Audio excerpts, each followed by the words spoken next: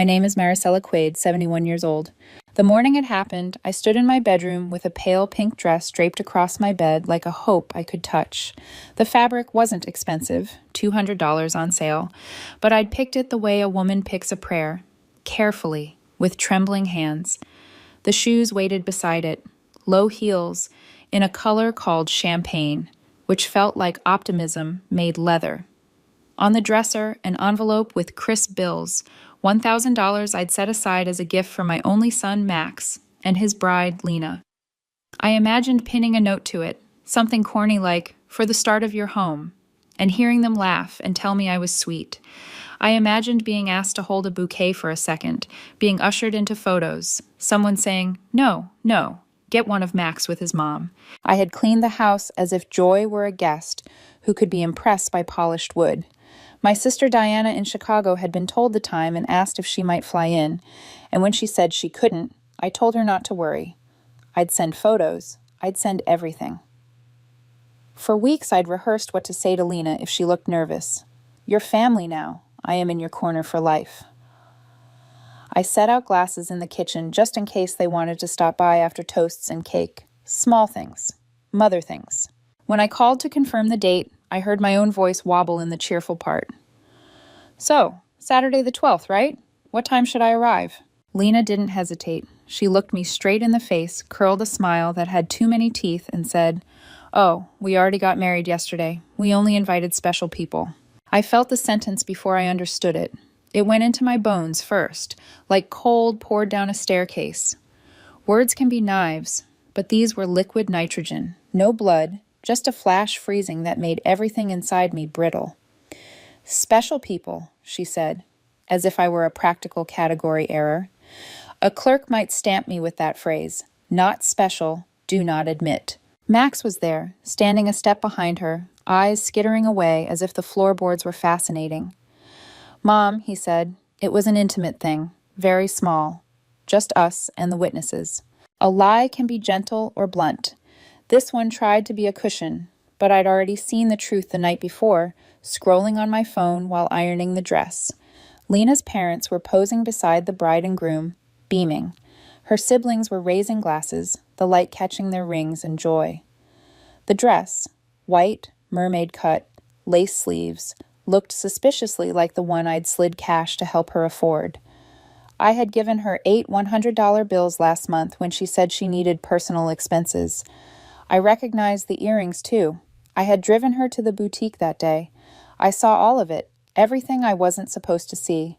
Modern life makes sure there is always a camera to confirm your humiliation. "I see," I said, which meant I did not see how a mother becomes less special than a neighbor with a good bottle of wine. I was standing in my own living room, phone in hand like a dumb, shiny brick, while the sofa I'd bought for their apartment supported Lena's careful posture when she visited, always crossing her legs, always placing her phone screen down, always calling me by my first name like it was polite when it was really distance. The pink dress lay mute in the next room. The envelope with the $1,000 might as well have been a ransom note I'd written to myself. Years of being the bridge they walked across suddenly sparked and smoked beneath my feet. "You didn't miss anything," Lena added, almost kind. "It was nice and quick." "Nice," I repeated, because sometimes you speak a word to test if it can survive being said twice. 3 years of $500 rent transfers like clockwork. 3 years of, "Could you grab us groceries?" when their fridge had the hollow echo of an empty jar. 3 years of, "We'll pay you back when we're stable." A promise as weightless as breath on a cold window. I had told myself you do this for your child because who else will? I had told myself I was investing in their future. I had told myself love is supposed to cost something.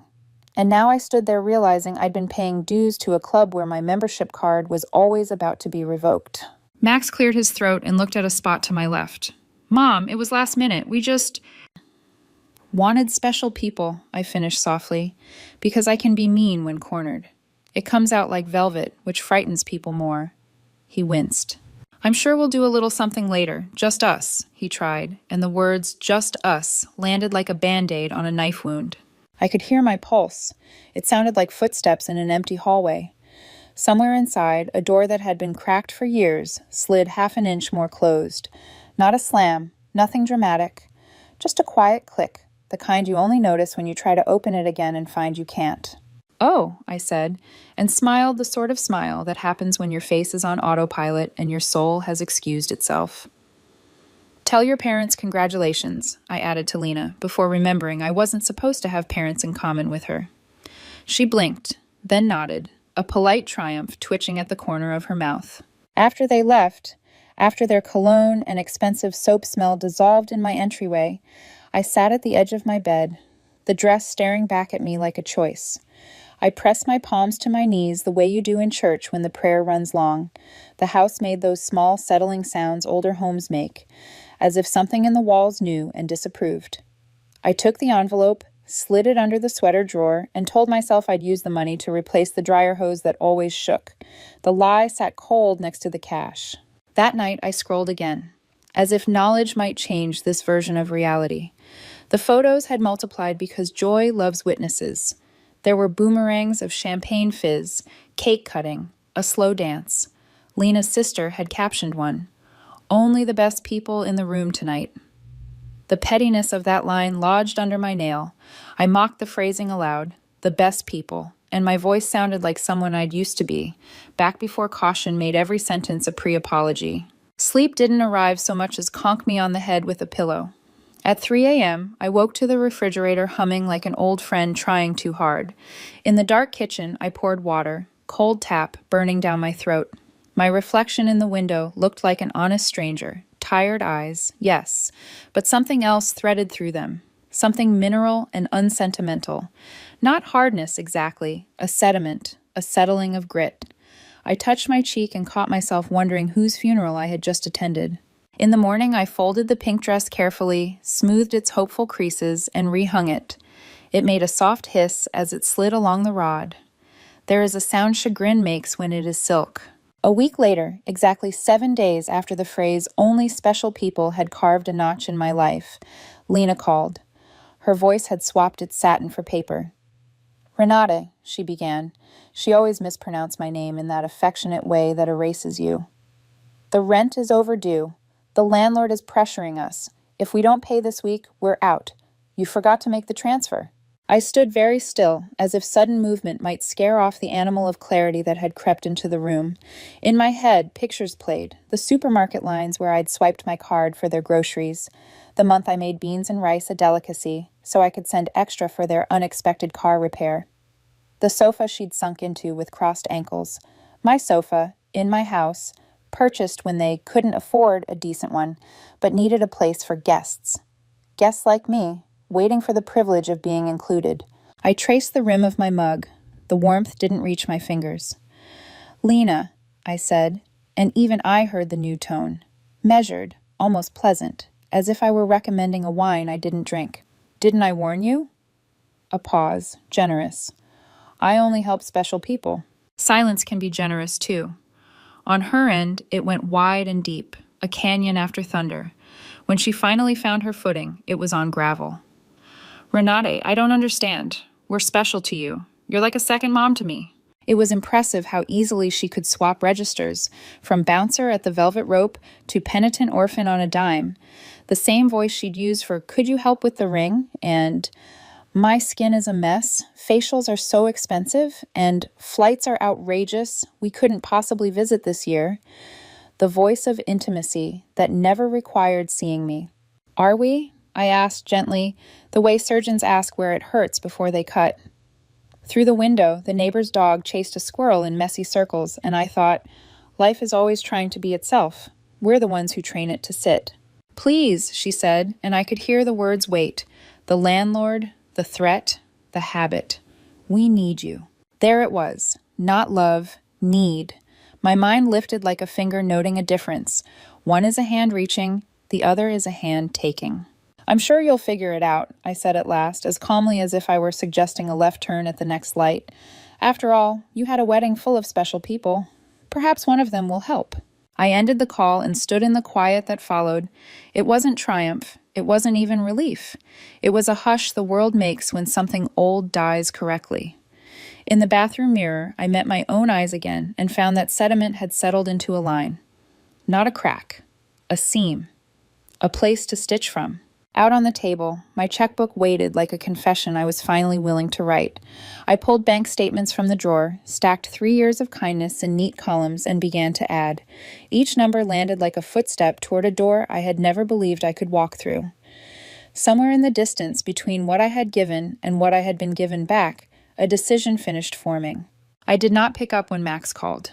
I let the phone ring and imagined him watching it the way he watched my face in the living room, out of the corner of his eye, hoping for a yes that required no work. The call ended. 10 minutes later, it began again. Lena this time from another number. I let it play out. Quiet can be a teacher when you've spent your life answering every question before it's asked. That night, I set the pink dress in the back of the closet, not as punishment, not as a monument, but as evidence, not of what they had done to me, but of what I had been willing to do for them. My fingers brushed the fabric one last time, and I heard it, a different sound than the silk hiss, like a match dragged across rough paper. Small, not yet flame, but real. I turned off the light and let the dark keep me company. Somewhere between the bed and sleep, a sentence I had never allowed myself hardened into bone. I will not buy my way into rooms that should have been mine. The next morning, I woke to silence, so thick it felt staged, like the pause in a play when the audience leans forward. My phone, usually my alarm clock of expectation, messages from Max, pleas from Lena, bank alerts, lay still on the nightstand. For the first time in years, it was not a leash. I brewed coffee, the old drip machine coughing and sighing, the way it always did, but the smell came to me sharper, less dulled by background worry.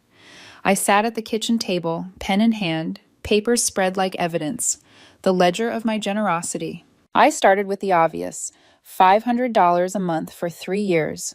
That alone was $18,000.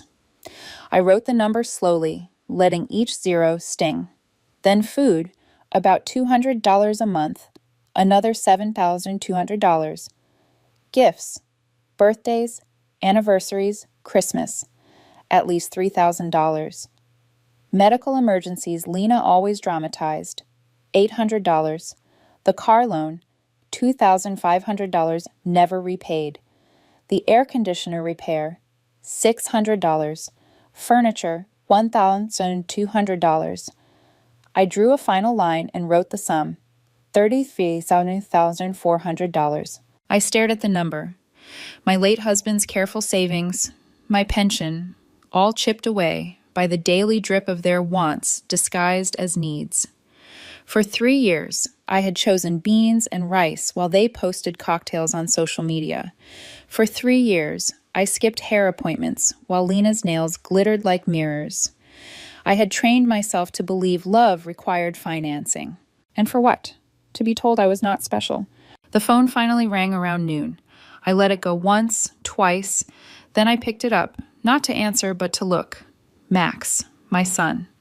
The boy who used to sleep on my chest during thunderstorms, his little breath syncing with mine, making me feel like I was the entire roof over his world.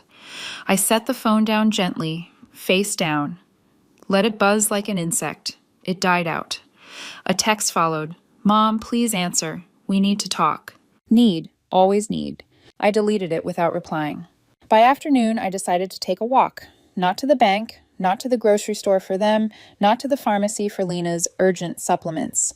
Just a walk because the air belonged to me too. I put on my coat and stepped outside. The park near my street still had the same cracked path I'd pushed Max's stroller down decades ago. I paused at the swings, empty now, chains rattling in the wind. I remembered his laughter, his sticky hands reaching for me, his voice saying I was the best mom. When had that child become a man who measured my worth by my balance sheet? Or maybe I had trained him wrong. Maybe I had taught him love could be bought, and he'd simply believed me. The thought stung, but it didn't crush. Instead, it made me straighten my back. I could not rewrite the past, but I could stop financing its mistake. When I passed the bank on the corner, I stopped in front of the glass doors. Mr. Clean, the branch manager, noticed me and waved. I'd known him for years. He'd processed every transfer to Max and Lena, his polite eyes watching my account drain like a slow leak. He came out and held the door for me. Mrs. Quaid, he said warmly, what brings you in today? Another transfer? I shook my head. No, quite the opposite. He frowned, surprised. Inside, I sat across from him at the desk, where so many of my sacrifices had been typed into reality. I need to cancel all automatic transfers, I said. Every single one. And I want information about protecting my accounts. I don't want anyone but me to have access. He hesitated. Are you sure, Mrs. Quaid? You've been so consistent for years. Did something happen? What happened is that I finally opened my eyes, I thought. Out loud, I said, yes, I am sure. As he tapped at the keyboard, my phone buzzed again in my purse. Max. Then Lena. As if they could sense, radar-like, that the vein they'd tapped was being closed. I turned the phone off completely. When the paperwork was done, Mr. Clean handed it over. His eyes softened. Forgive me for saying this, but I've watched you be very generous with your family. I just hope you're not being pressured into these changes. His concern, so simple and genuine, hit me harder than anything Max had said in months. A banker who barely knew me cared more for my well-being than my own son. I'm not being pressured, I told him. I'm finally done pressuring myself. Walking out of the bank, I felt strangely light. Not triumphant, not giddy, just light, as though I'd set down a bag I hadn't realized was breaking my spine. The sky seemed taller. The air felt mine. But lightness can be fragile. When I arrived home, 3 cars were parked in front. Max's, Lena's, and one I didn't recognize. Through the front window, I saw movement inside, shadows where there should have been none. My blood iced. They had keys. I had given them keys in a fit of trust, in a fantasy where they might one day take care of me, as I had taken care of them. I paused at the door. My hand trembled only once before steadying. Enough. No more trembling. I opened the door. Max was on my sofa, head in his hands, the very picture of burden. Lena paced like a caged cat, sharp in her movements. At my dining table, a man in a gray suit was leafing through my personal papers, bank statements, wills, insurance documents I had left neatly stacked, my privacy splayed open like a dissected animal. What is happening here? My voice sounded louder than I intended, but strong. They all looked up, startled, as if I were the intruder in my own home. Maricela, thank God, Lena began, her voice high, syrupy. We need to talk. This is Mr. Fisher from the law firm. We're concerned about you, about your situation. My situation, I echoed. I'm doing perfectly fine. Max finally lifted his head. His eyes, once full of innocence, were sharp with calculation. Mom, we went to the bank. They told us you canceled all transfers. You blocked our access. We don't understand why. We're worried. You've been acting strange. Mr. Fisher stood, extending a hand. Mrs. Quaid, I'm Dr. Fisher, family law attorney. Your children asked me to assess your capacity to manage your finances. I didn't shake his hand. I strode to the table and scooped up my papers. These are private. You have no right to be looking at them without my consent. Mom, Max said in that condescending tone he'd perfected, we're worried you're confused. First you cut us off, then you don't answer calls. At your age. At my age? I snapped. At my age, I've raised a son alone, managed my finances flawlessly, and supported 2 adults who treat me like I'm nothing more than an ATM with feelings. Lena tried to take my hand, her face arranged into gentle concern. Maricela, honey, maybe the loneliness is getting to you. Episodes of confusion are normal. We just want to help. The word confusion tolled in my skull like a warning bell. This wasn't a conversation, it was a setup. They weren't worried about me. They wanted to declare me incompetent, to take control of the very money I had bled to give them. I straightened, spine iron. I am not confused. I am clearer than I've been in years, and you are going to leave my house. Now. Mr. Fisher tried again. Professional voice smooth. Mrs. Quaid, if your family has documented concerning behaviors, the court may intervene. Guardianship is not uncommon. I laughed, sharp and bitter. Concerning behaviors? Like deciding my money belongs to me? Like refusing to finance the lives of 2 grown adults? That's your case? Lena flinched as though I'd slapped her. We never treated you badly. Your family. Everything you have will be ours one day anyway. We're just speeding up the process. There it was, the naked truth, stripped of its sugar. To them, I was already dead. I pointed at the door. Out. All 3 of you. Get out of my house. Max stood, his face twisting into that same petulant look he wore as a boy denied a toy. Mom, we can't just leave. We have obligations. Rent, car payments, the credit card you co-signed. You can't cut us off overnight. Who says I can't? My voice finally rose, thunderous. For years, I paid rent, not even in my name. I filled fridges in houses where I wasn't welcome. I financed lives that had no place for me, no more. Mr. Fisher calmly slid a folder onto the table. Mrs. Quaid, we've prepared documents. A power of attorney, temporary of course, so Max and Lena can manage your finances more efficiently. Without opening it, I picked it up and dropped it straight into the trash. The only transition happening here is you three leaving. Lena began to cry, but I saw it clearly now. Tears not of sadness, but of rage restrained. You can't do this, Maricela. We were counting on you. We made plans. Plans built on my money, I cut in. Not on my well-being, not on my company, only my money. And now that I've decided my money belongs to me, suddenly I'm confused, old, in need of guardianship? Max stepped closer, his voice low. This will end badly for you. You'll be alone. No one to care for you when you really need it. My throat tightened, but the words came out steady. I am already alone, Max. The difference is that now it's by choice, not by your neglect. The silence that followed was thick and final. They shuffled toward the door, wounded pride their only dignity. Lena turned, her face slick with false tears. This isn't over. I shut the door behind them. The lock clicked, and in the echo of that sound I heard it, the silence of freedom. The night after I threw them out of my house, sleep did not arrive gently. It came in jagged pieces, short bursts that collapsed into wakefulness. I lay staring at the ceiling, tracing the fine cracks I'd never noticed before. They looked like a road map, as if the house itself had been carrying a story of fractures all along, waiting for me to read it. When dawn broke, I rose without the heaviness that usually anchored me.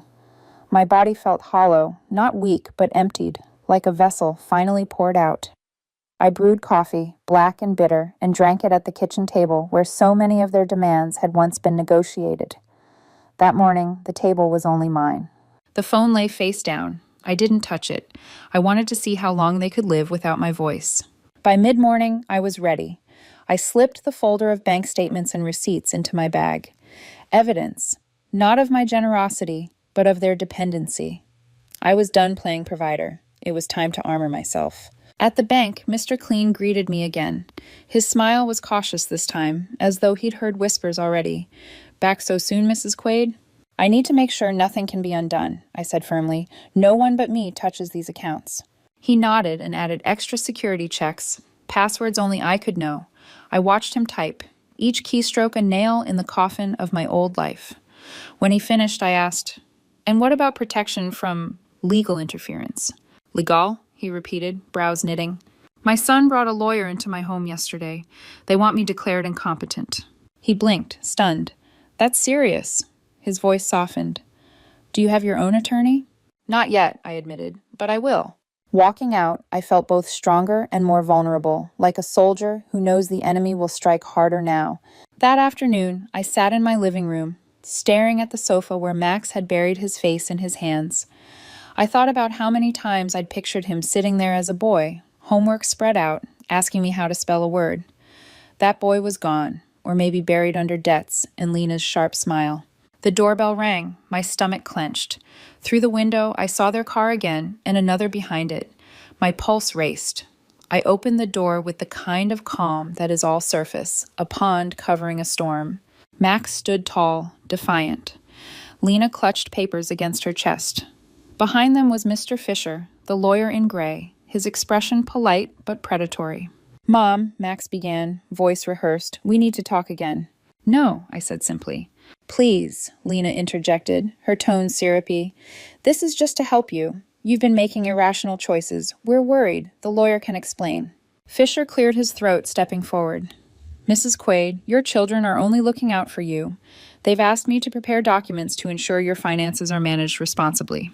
Power of attorney is common in situations like this. I crossed my arms. And what situation is that exactly? I pay my bills, I cook my meals, I drive my car, I've kept this house running for decades. Where do you see incompetence? Erratic behavior, Fisher replied smoothly. cutting off long-standing financial support without explanation, isolating yourself, installing unnecessary barriers.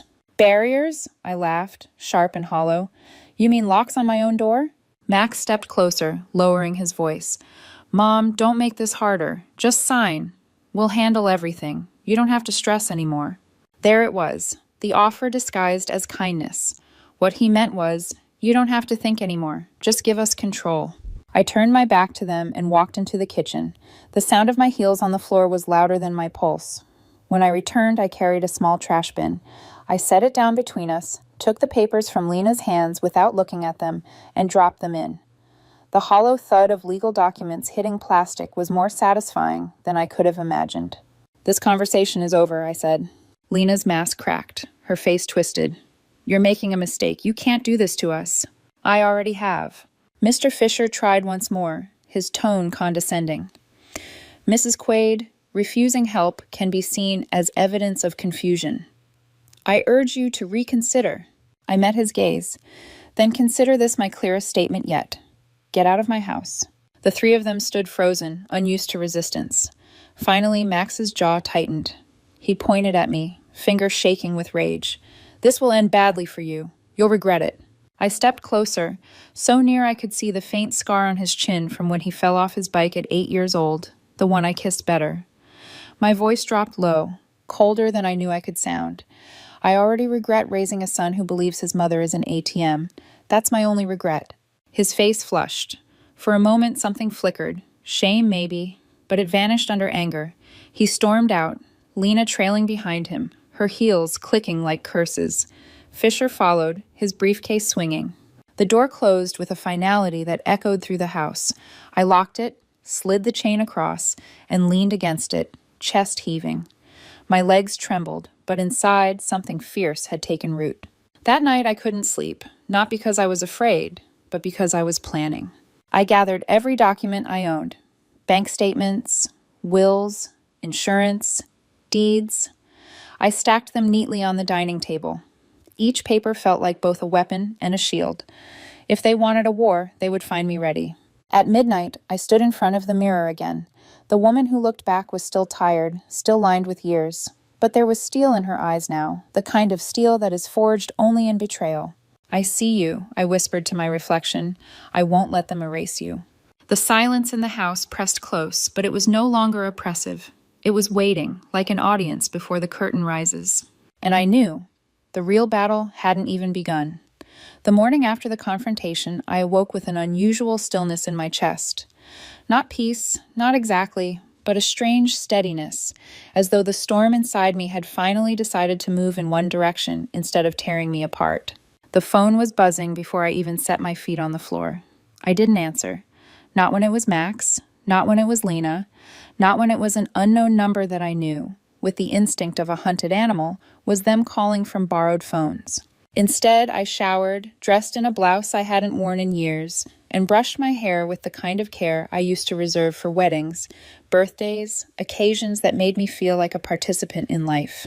That day, I walked into the beauty salon on Main Street. Cynthia, my stylist for over a decade, froze in surprise. Mrs. Quaid, she gasped, hand over her heart. I thought we'd lost you. You haven't been here in, goodness, a year? I forgot I was allowed to be here, I said, and the words landed heavier than I expected. She tutted softly and guided me into her chair. Well, let's make you remember. As the scissors snipped, I listened to her chatter about her children's school, her husband's new job, her dream of opening a second salon. Simple things, real things. None of it was about needing money, or favors, or survival disguised as love. I found myself leaning into her voice as if it were music. When she spun me toward the mirror an hour later, I hardly recognized myself. My hair was neat, vibrant, alive. My nails shone with a pale polish I hadn't indulged in for years. Cynthia stepped back, beaming. Look at you. You look free. I smiled, not because of the hair, but because the word free had finally landed inside me.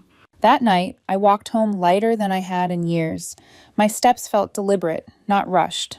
I stopped at a bakery and bought myself a slice of cake, something I hadn't done since before Max was married. As I approached my street, I noticed an older woman sitting on my porch steps.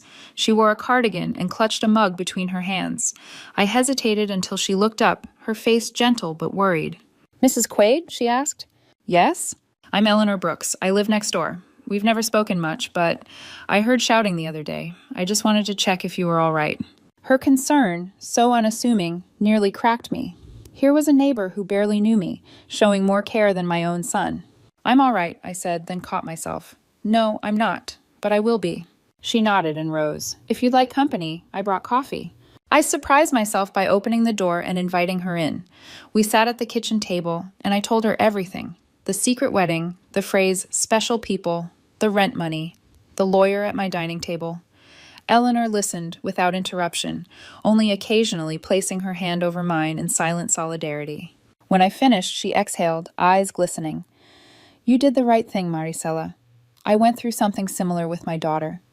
She bled me dry for years, and when I finally cut her off, she called me cruel. But do you know what happened? 6 months later, she apologized. For the first time, we had a real relationship, not based on money, based on love." Her words burrowed into me, soft but firm. Hope stirred faintly. That night, I fell asleep with an unfamiliar sensation. Not joy, not victory, something steadier, the possibility of survival. But survival is never uncontested. The next afternoon, Lena called again, this time with her voice quivering just right, like an actress who had perfected the role of desperate daughter-in-law. "Maricela," she said, "we made a mistake. About the wedding. We were nervous. We should have included you. Let us make it up to you. How about dinner together? At your house, like old times." The manipulation was so transparent I nearly laughed. "How much rent is overdue?" I asked flatly. The silence on the other end was long enough to confirm everything. Finally, she admitted, 2 months, $1,000, but that's not why I'm calling. "Yes, it is," I said, and ended the call. That evening, Eleanor came by again with a plate of cookies. She told me more about her daughter's tantrums, the threats, the guilt trips, the silence. They all read from the same script, she said. Chapter 1, Make You Feel Indispensable. Chapter 2, Invent Emergencies. Chapter 3, When You Resist, Question Your Sanity. I laughed then, a bitter laugh, but it was laughter nonetheless. It was the first time in years I'd shared an evening with someone who wasn't trying to take something from me. But even as Eleanor's stories gave me strength, the shadows lengthened in my mind. Max and Lena weren't finished. They had tasted dependence too long. They wouldn't surrender easily. The war had not yet reached its peak, and I was no longer the woman who would meet it trembling. The quiet between battles is often the most deceptive. The days following Lena's failed performance of desperation were eerily calm. No knocks at the door, no calls from unknown numbers. I almost believed they'd given up. Almost. But predators don't retreat when the prey resists. They adapt. On the 4th morning, I found 3 envelopes shoved through my mail slot. 2 were bills I recognized. The 3rd bore no return address. I slid it open carefully. Inside were photocopies of legal documents. Petition for guardianship. My breath caught. My son and his wife weren't finished. They were escalating. By the time I finished reading the opening paragraphs, my hands were trembling, not from weakness but fury. The language was clinical, detached, designed to erase me. Subject is exhibiting signs of paranoia. Subject has displayed erratic financial behaviors. Subject may no longer be able to live independently. Each word felt like a knife cutting me out of my own life. I needed a lawyer, not the kind they dragged into my living room, but someone who would fight for me.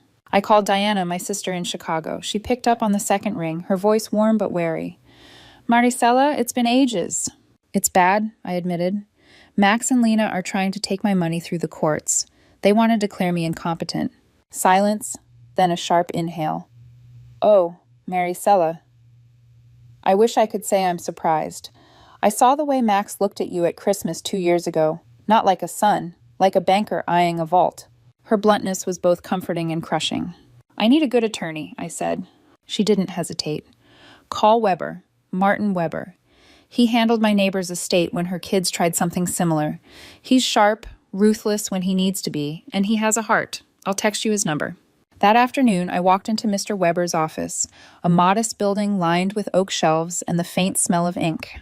He was in his late 50s, his hair silver at the temples, his handshake firm. "Mrs. Quaid," he greeted, "please sit. Your sister gave me a brief overview. Why don't you tell me everything?" For 2 hours I did. I told him about the wedding, the money, the rent, the sofa, the lawyer in my dining room, the accusations of confusion. He listened intently, his pen scratching notes, his eyes flashing with something between outrage and pity. When I finished, he leaned back. "This is elder financial abuse, commoner than you'd think. They want control of your assets, and they're using your age as a weapon." "They're my family," I whispered, "my only son." "Family," he said carefully, "is not a license to exploit. We'll document everything, every transfer, every receipt, every gift. We'll build a wall of evidence. In the meantime, you need to secure yourself." "Secure myself?" "Change your locks, install cameras, block their numbers. If they barge in again, call the police. And don't hesitate to live your life visibly. Buy yourself things, go out, show you're independent. It matters in court." When I left his office, I felt both armored and broken.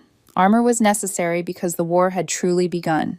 Broken because it was my own son who had forced me to wear it. The next day, I drove to Summers Hardware, a store I'd visited countless times over the years, always for things Max and Lena needed. This time, it was for me. Mr. Summer, the owner, squinted as I approached the counter. "Mrs. Quaid? Haven't seen you in a while. What's the emergency this time? Your son's apartment again?" "No," I said firmly. "This is for my house. I need new locks. The best you've got." His eyebrows rose, but he didn't pry. He fetched a set of heavy-duty locks. "These should keep anyone out, even family." His son Ethan, a broad-shouldered man in his 30s, walked in while I was paying. "Need an installer? I handle security systems too. Cameras, alarms." I looked at him, and for the first time in weeks I smiled. "Yes, install everything." While Ethan scheduled the work, my phone buzzed again. Unknown number. I answered this time against my better judgment. "Maricela?" Lena's voice honeyed. "Please don't hang up. We want to make things right. Let's have a special dinner, just the three of us, at your house, like family." I laughed, a sound that surprised even me, sharp, almost cruel. "How much rent is it now?" The silence told me everything. Finally she whispered, 2 months, 1,000. "There it is," I said. "Not love, not reconciliation, just another bill." "Don't say that," she pleaded. "We love you. You're important to us." "If I'm important," I said slowly, "why wasn't I important enough to be at your wedding? Why am I never important enough for a call that doesn't ask for money?" Her silence this time was different, defeated. "Goodbye, Lena," I said and ended the call. That night, I sat in my living room with Eleanor. She'd brought a thermos of tea and a listening ear. I told her about Weber, about the locks, about Lena's pathetic attempt at dinner. Eleanor shook her head. "They won't stop. People like that don't know how. But you're finally fighting back. That's the difference." The wind rattled the windows, and I thought of how many times I'd worried about storms outside. Now, the real storm was inside my bloodline. I wrapped my hands around the tea, its warmth steadying me. "They think I'm weak," I murmured. Eleanor leaned forward, her eyes steady. "Then prove them wrong." The following morning, as the locksmith's drill bit into the old locks and Ethan mounted cameras above my doors, I realized something. For the first time in years, I was spending money on myself, for myself, and it felt like liberation. But even as the cameras blinked to life, I knew the real threat wasn't a break-in. The real threat was the courtroom. And Max and Lena were only just beginning their game. The first test of my new defenses came sooner than I expected. 2 mornings after Ethan finished installing the locks and cameras, the doorbell rang. I froze, heart hammering. The monitor by the door flickered to life, showing a neatly dressed young woman holding a folder. Her professional smile was as polished as her black blazer. I opened the door a cautious crack. "Yes?" "Good morning, Mrs. Quaid," she said brightly. "I'm Mrs. Schmidt, a social investigator with the Office of Senior Services. We've received reports that you may be in an at-risk situation, and I need to conduct a wellness check." My blood ran cold. I didn't need to ask who had reported me. "May I see your ID?" I asked, voice tight. She handed it over without hesitation. It looked official, too official to dismiss. "May I come in?" she asked. I stepped back, spine stiff. Refusing would look worse. She settled at my dining table, the same table where Fisher had spread his papers, as if my home were some public office where my life could be audited. She opened her folder. Mrs. Quaid, our office was informed that you recently cut off all financial support for your family, that you've installed security systems out of paranoia, and that you've been isolating yourself from loved ones. These may be signs of cognitive decline." Every word was a dagger, carefully honed by Lena's tongue. I almost laughed. Lena hadn't just called me unstable, she had weaponized concern. I clasped my hands on the table. "Mrs. Schmidt, before I answer any questions, I'd like to call my lawyer." "This isn't a legal interrogation," she replied smoothly. "It's just a wellness check. If you have nothing to hide, there's no problem answering." That phrase, "if you have nothing to hide," stabbed me with rage. It was the same logic abusers use when rifling through diaries or opening mail. I stood, pulled out my phone, and called Mr. Weber. "I have a social worker here. She says she needs to evaluate me. Can you come?" He was at my door in 20 minutes, briefcase in hand, eyes like sharpened steel when he saw the woman at my table. "Miss Schmidt," he said crisply after checking her ID, "I trust you have a court order to question my client?" She faltered. "We received reports from family." The same family, Weber cut in, that excluded her from a wedding she helped finance, that entered her home without permission, and that attempted to coerce her into signing a power of attorney. If anyone here needs investigating, it's them. He slid a folder across the table, full of receipts and bank records. "Here is documentation of over $33,000 siphoned from my client in 3 years. That is elder financial abuse, not paranoia." Mrs. Schmidt's confident veneer cracked. She turned to me. "Do you manage your own finances?" I opened my own binder. "Here are my current statements, all in order. Taxes, bills, investments, everything up to date." "Do you live independently?" I gestured around. "I cook my meals. I clean my house. I drive my car. You can check the fridge. It's full of groceries I bought myself." "Any medications?" "Vitamins and aspirin when I have a headache. That's it." Mr. Weber added calmly, "My client recently underwent a full medical exam. She is physically and cognitively healthy." Mrs. Schmidt's composure softened. She sighed, closing her folder. "Based on what I've seen and the documentation provided, I see no reason for further action. I'll close the case." After she left, the silence in the house felt heavy, but not suffocating. Weber remained at the table, his hand on mine.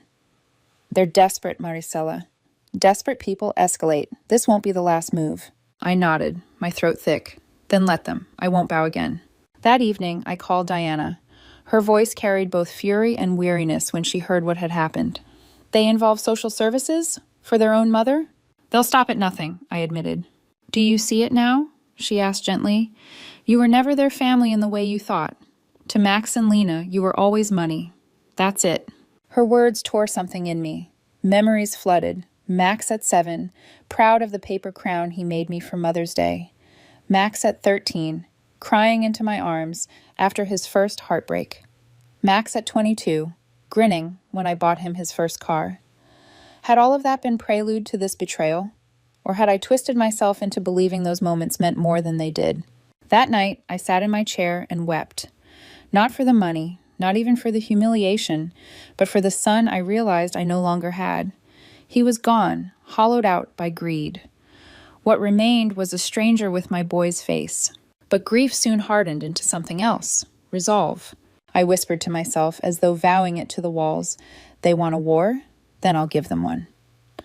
3 weeks later, the letter came in a thick cream-colored envelope that looked far too elegant for what it carried. Notice of hearing. Petition for guardianship.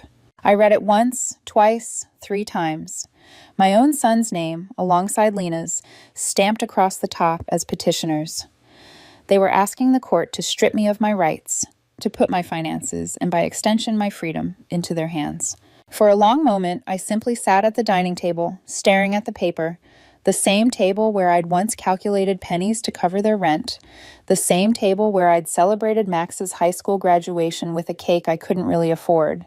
Now it had become my war desk. When Weber came over that evening, I slid the envelope across to him. He skimmed it, his jaw tightening. "They're moving fast. The hearing is in a month. That gives us time, but not much." "What evidence could they possibly have?" I asked, my voice shaking. He adjusted his glasses.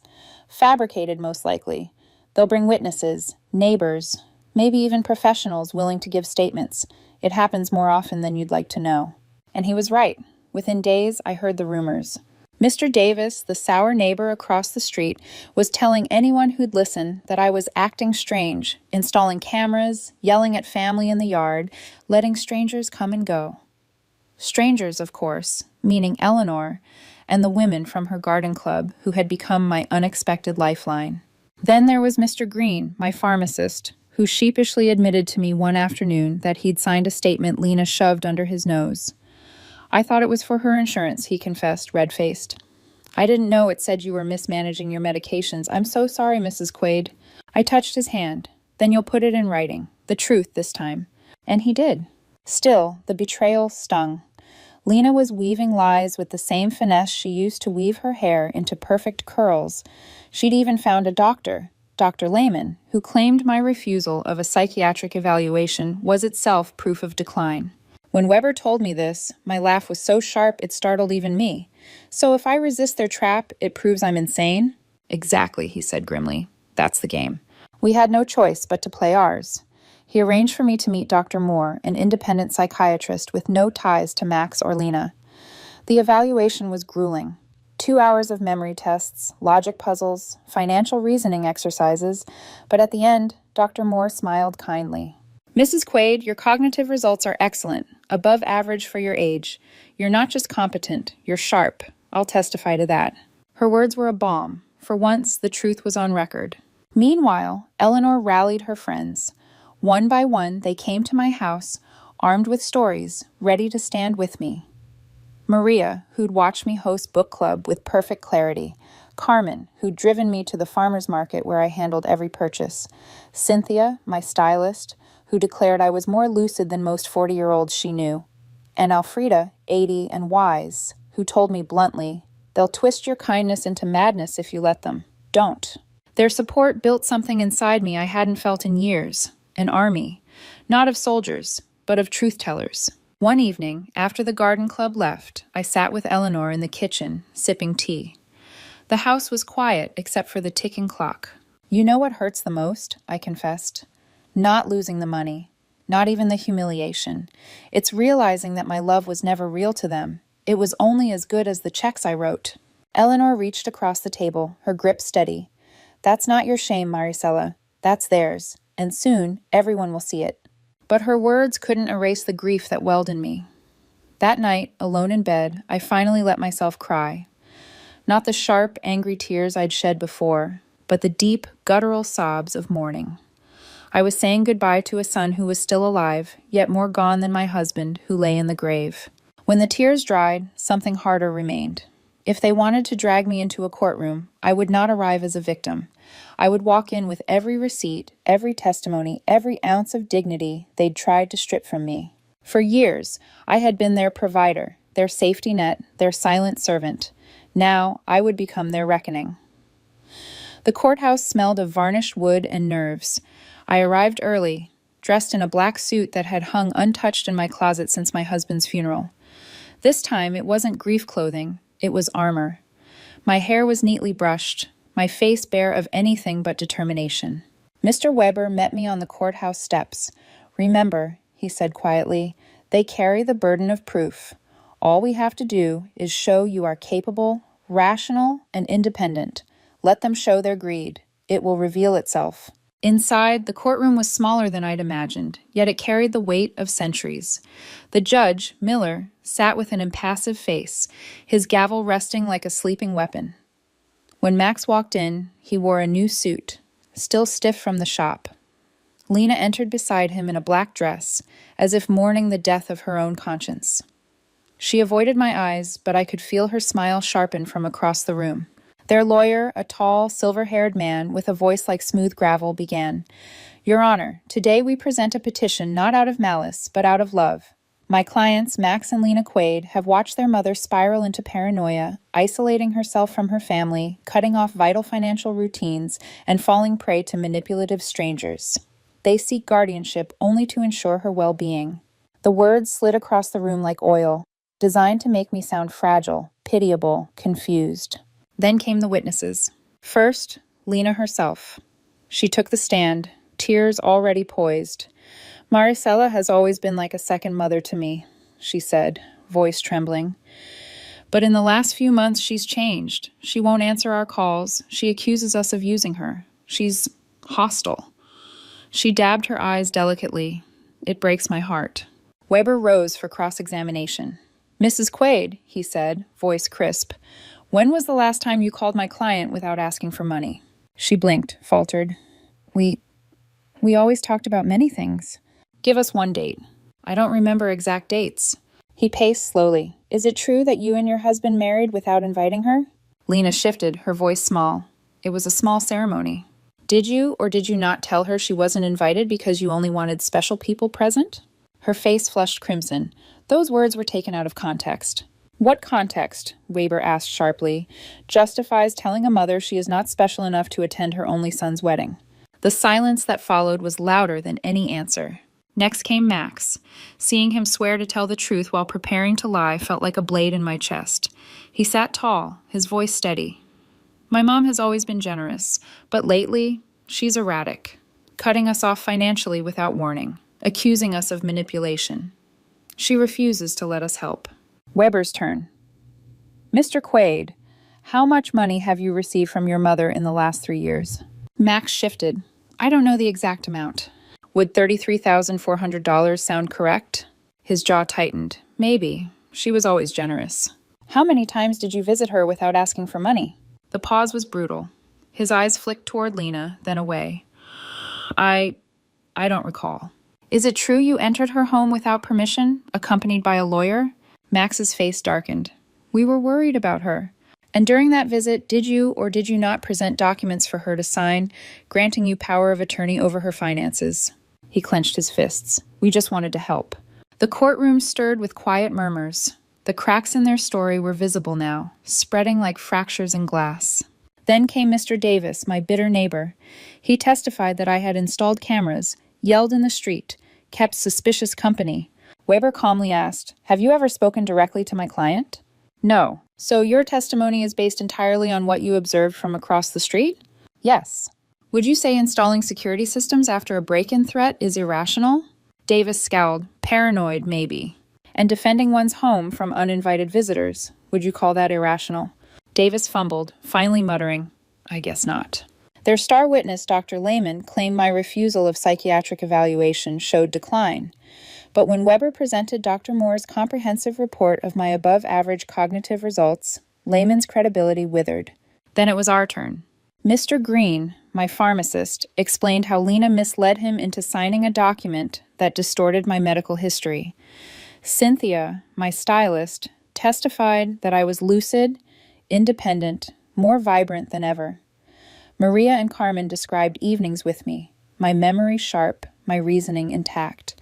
Alfreda, with her 80 years of gravity, told the court, Maricela is clearer than women half her age.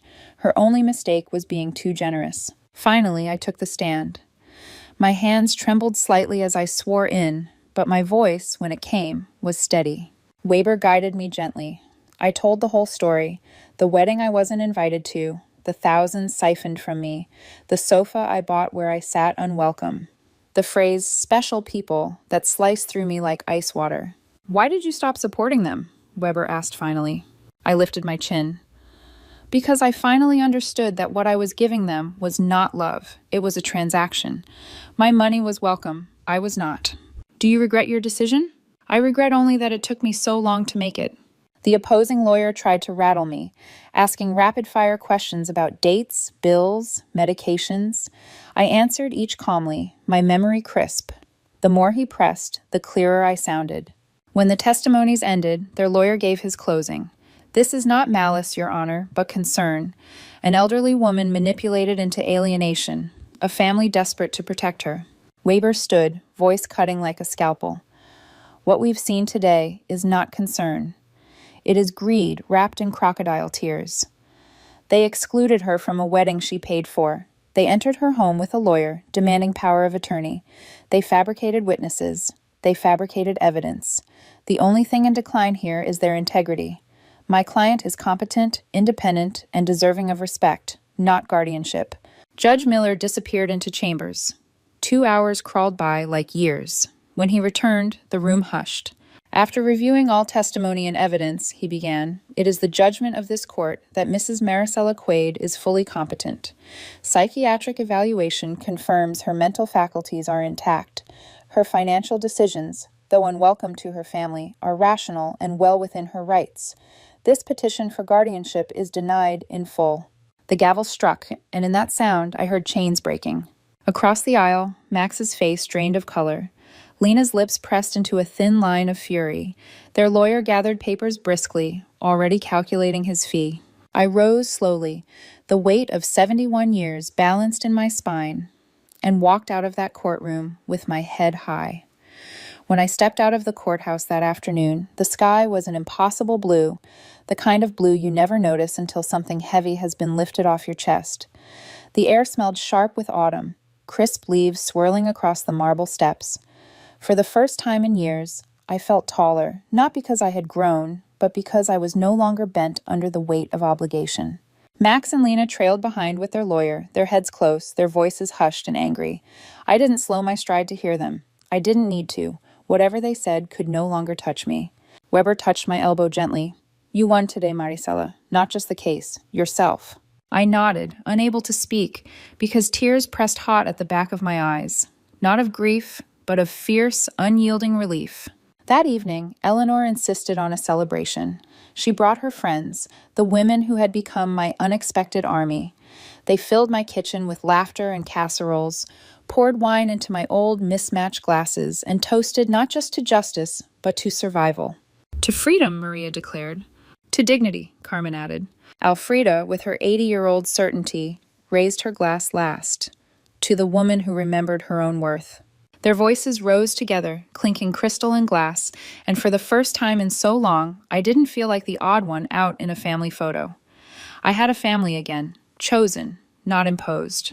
That night, when the last dish was washed and the house fell quiet, I sat alone in the living room. The silence was no longer oppressive, it was sacred, a silence I had earned. Weeks passed. I sold my house, not out of defeat, but as a declaration. The walls that had once witnessed my humiliation deserved to rest. With Weber's help, I found a bright apartment near the city center. It had tall windows that drank in the morning sun, a balcony where I could drink coffee without fearing who might pull into my driveway. I donated half my money to charities that protect elders from financial abuse. It felt right, turning my pain into someone else's shield. With the other half, I began to live. I traveled. I stood in front of Van Gogh's Starry Night in Amsterdam and felt the swirl of paint echo in my own chest. I rode a gondola in Venice, the water lapping like a heartbeat against the boat. I walked cobblestone streets in Paris with no one hurrying me, no one waiting for me to pull out my wallet. In between journeys, I painted again. Flowers, skies, portraits of faces from memory. My brush moved with a freedom my hands hadn't known in decades. News of Max and Lena reached me only in fragments, through Diana, through neighbors. They had moved into a smaller apartment. Lena had taken her first real job in years. Max was restless, angry, always chasing money that slipped away. Perhaps life was finally forcing them to learn what I had been paying them to avoid: responsibility. One evening, I visited Robert's grave, the husband I'd lost decades earlier. I sat in the cool grass, brushing away leaves. My love, I whispered. I finally stopped confusing sacrifice with love. I thought I was honoring you by taking care of Max at any cost, but all I did was bury myself, no more. The breeze stirred, carrying the faint scent of earth and memory.